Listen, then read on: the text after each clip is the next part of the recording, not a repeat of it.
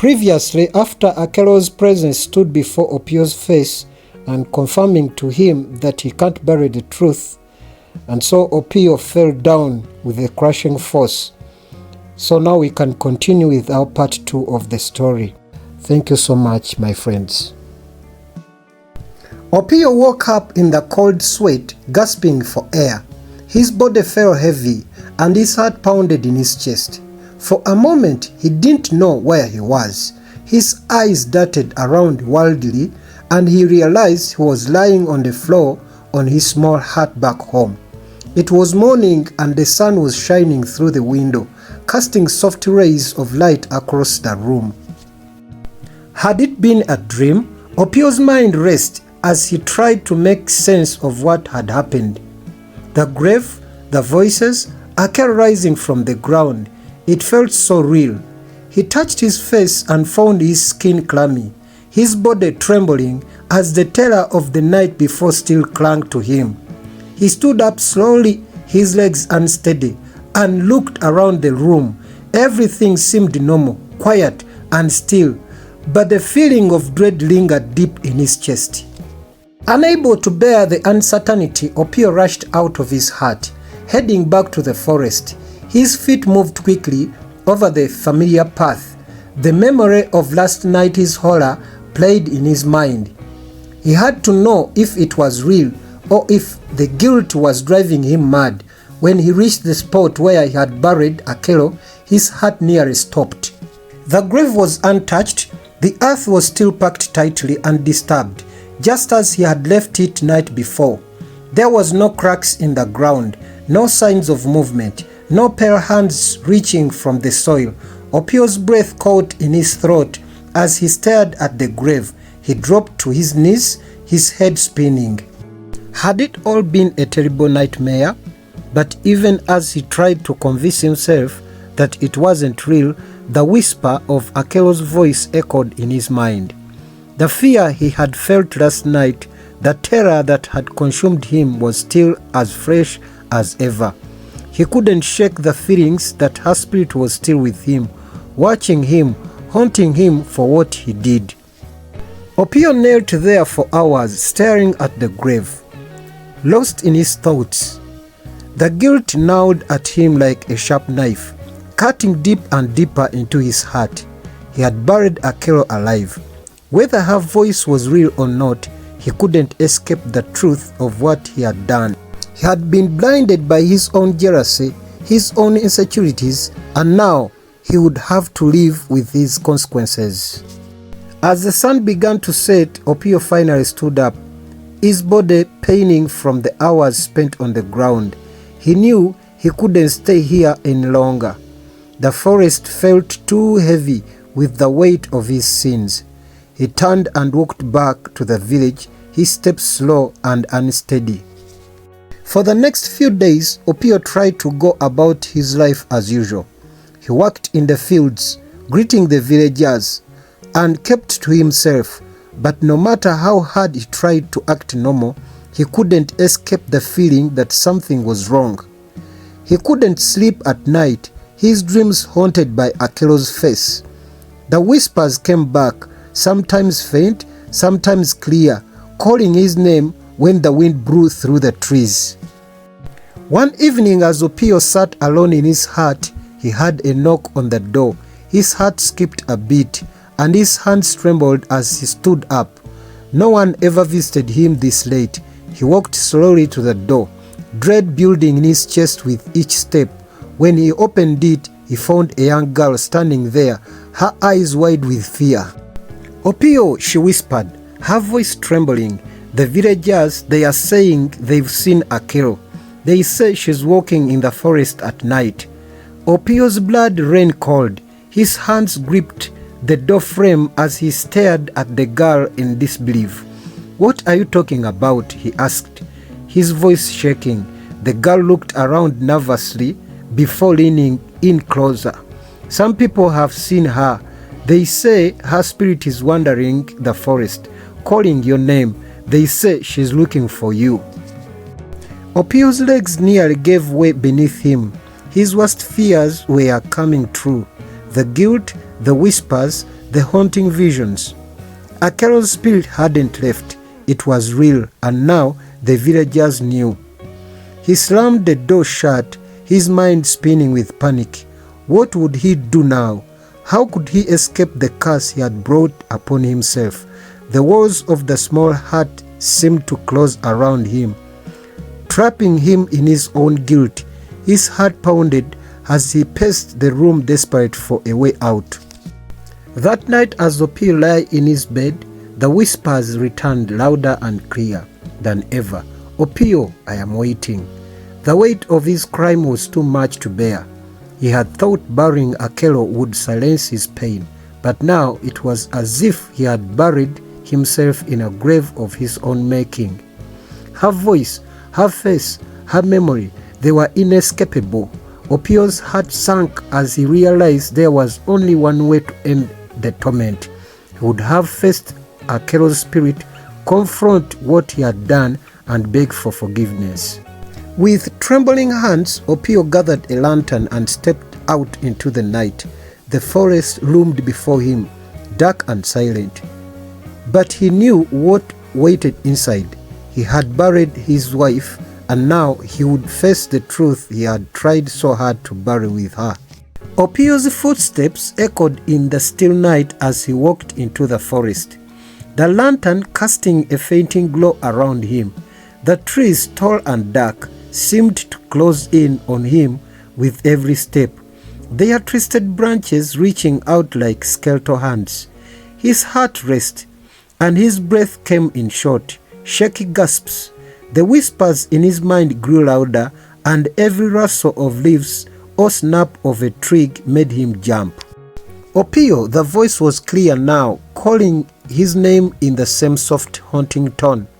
He gripped the lantern tighter, its light flickering as if in fear of what lay ahead.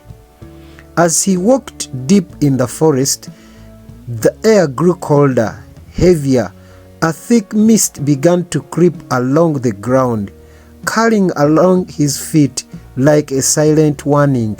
The night felt alive, filled with a presence that made the hair on the back of his neck stand up. Suddenly he stopped in the distance, near the spot where he had buried Akelo. He saw a faint figure standing in the mist. It was her. Akelo's pale ghostly form seemed to shimmer in the moonlight. Her long dark hair flowed down her back, and her face, once full of life, was now shadowed and distant. She was staring at him with hollow eyes, her hands hanging limply at her sides. Opio froze, his body paralyzed with fear. He wanted to run back and pretend he had never seen her, but something held him there. The weight of his guilt, the voice in his head, the promise he had made to himself to face the truth, it all kept rooted in the spot. Akelo, his voice cracked as he spoke her name, his throat dry and tight. The figure didn't move, but her lips parted and she whispered, "Why, Opio?" Her voice sent chills down his spine. It wasn't angry or vengeful. It was filled with sadness, with pain. She wasn't seeking for revenge, she was seeking for answers. Tears welled up in Opio's eyes, blurring his vision. He fell to his knees, dropping the lantern as he buried his face in his hands. "I am sorry," he sobbed, his voice breaking. "I was wrong. I let jealousy take over. I didn't trust you. I thought you had betrayed me, but I was the one who betrayed you." The forest seemed to hold its breath, the silence pressing in around him. Akelo's figure remained still, watching him as he wept, her presence both haunting and sorrowful. Opio wept, his tears with trembling hands and looking up at her. I thought burying you would bury my pain, my anger, my fears, but it didn't. It only made them stronger, and now I am lost in them. I don't know how to escape this, Akelo. I don't know how to make it right." For a moment there was no response. The forest was so quiet that Opio could hear his own heartbeat, thumping loudly in his ears. Then, slowly, Akelo's figure began to move. She stepped forward, her ghostly form gliding through the mist until she stood just a few feet away from him. "Opio," she whispered, her voice softer now, almost tender. "You can't run from the truth. You buried me, but the truth can't be buried." Opio nodded, his heart heavy with regret. "I know," he whispered back. "I'll never run again." Akelo's figure lingered there for a moment, her presence no longer as terrifying as before.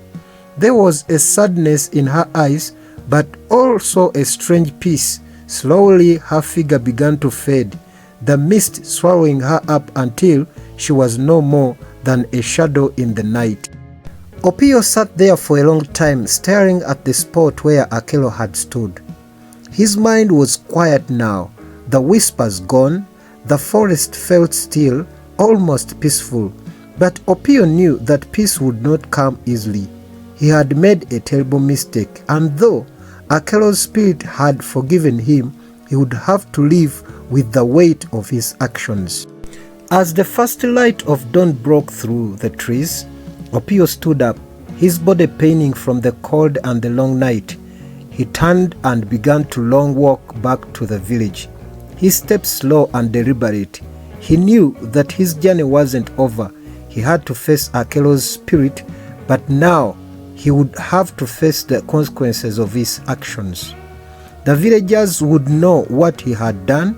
They would talk, they would judge, and they might never forgive him. But Opio had made a decision. He would not hide from the truth anymore.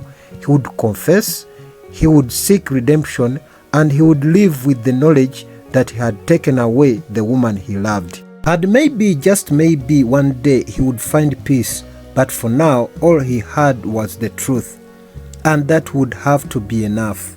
Opio returned to the village, his steps heavy with the weight of the night's events. As he entered, the sun was just rising over the horizon, casting long shadows on the ground. The village was waking up, people stepping out of their huts to start their day. A few villagers noticed him and stared, their eyes filled with suspicion. They had heard the whispers, the rumors that Akelo's spirit roamed the forest, and they were beginning to suspect that something was terribly wrong. Opio avoided their gaze, heading straight for his hut. His mind raced with thoughts of what he should do next. Should he confess to the elders? Would they believe him? Fear gnawed at him, but he knew that keeping his secret any longer would only bring more pain. As he stepped into his small, dimly lit hut, he sank down onto the floor, burying his face in his hands. He thought of Akelo, her gentle voice echoing in his mind, "You can't run from the truth." Suddenly, there was a knock at the door. Opio's heart leaped in his chest. Who could it be? He hesitated for a moment, then rose to his feet and slowly opened the door. It was Akelo's brother Kato standing there with a stern look on his face. His broad shoulders and tall frame cast a shadow over Opio, and his eyes were filled with anger. Behind him, several other villagers had gathered, their expressions grim. "Opio," Kato began, his voice low and menacing. "We need to talk." Opio's stomach twisted in knots. He stepped aside, allowing Kato and the others to enter his hut. Once inside, Kato wasted no time. "People are saying Akelo's spirit has been seen in the forest," Kato said, his voice shaking with barely controlled rage. "They say she's calling your name. What have you done, Opio?" Opio swallowed hard, his mouth dry. The moment of truth had come. He could lie, deny everything, or he could face his guilt head-on. His heart pounded as he made his decision. I buried her," Opio confessed, his voice barely a whisper alive. Gasps filled the room. and Kato's face turned white with shock. The other villagers exchanged horrified looks, but no one said a word. "Why?" Kato finally managed to say, his voice trembling with a mixture of disbelief and fury. "Why would you do such a thing?" Tears welled up in Opio's eyes as he tried to explain. "I thought she had betrayed me. I thought she didn't love me anymore. My jealousy, it clouded my mind. I made a terrible mistake and I thought burying her would end my pain. But it only brought more."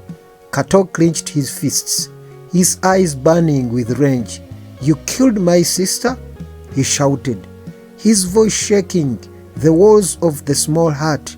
"You buried her alive, and now you stand here asking for forgiveness?" Opio fell to his knees sobbing. "I don't deserve forgiveness," he cried, "but I am asking for it. I know I can't undo what I have done, but I am ready to face whatever punishment you decide." The room was silent, the weight of Opio's confession hanging heavily in the air. The villagers looked at Kato, waiting for the response. For a long moment he stood there, his body trembling with anger. But then, slowly the rage began to fade from his eyes, replaced by the deep, profound sadness. "I loved my sister," Kato said quietly. "She was the kindest person I knew. She didn't deserve what you did to her." Opio nodded, his tears falling freely. "I know. I will never forgive myself." Kato stared at Opio for what felt like an eternity before finally speaking. "You will go to the elders. They will decide your fate. But no matter what they say, you will live with this for the rest of your life." Opio nodded again, too broken to speak. Kato turned and left the hut, followed by the other villagers. The weight of their judgment hung in the air, suffocating Opio as he sat there alone. Thank you so much for watching my video, and I kindly request you, if you are new on this channel, please subscribe, click the notification bell so that you will be notified about all the stories that I upload here. Thank you so much once again. You can share, like and comment about my stories. This has marked the end of part 2 of our story, and so let's wait for part 3. I love you all. Be blessed.